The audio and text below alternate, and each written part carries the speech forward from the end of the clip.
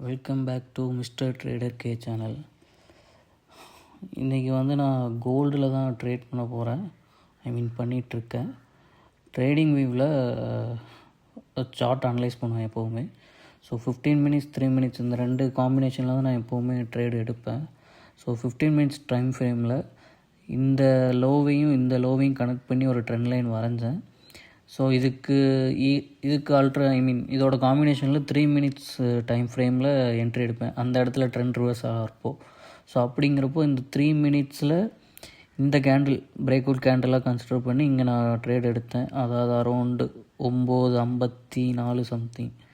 So analyse பண்ண இதில் trade எடுக்கிறதுல சி ட்ரேடர் ஆப்பு. ஸோ இங்கே இப்போது 30 மினிட்ஸ் டைம் ஃப்ரேமில் இருக்குது. இதை நான் 3 மினிட்ஸில் நான் என்ட்ரி எடுத்த காட்டுறேன். இந்த 1000 மார்க் தெரியுதா, இந்த இடத்துல என்ட்ரி எடுத்தேன். 0.04 லாட் சைஸு. இப்போ கரண்ட்டாக $266 ரன்னிங் ப்ராஃபிட் ரன்னிங்கில் இருக்குது.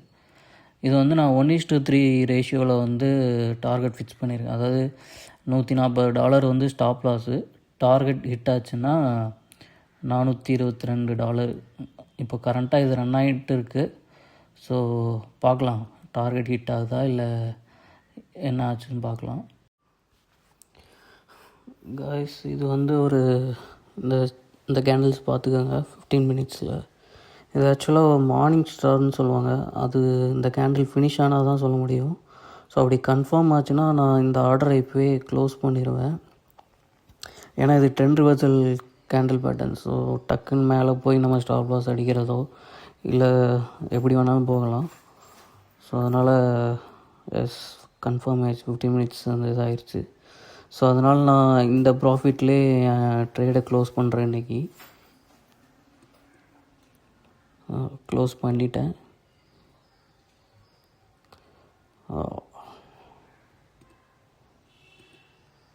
$250 இன்றைக்கி ப்ராஃபிட்டு.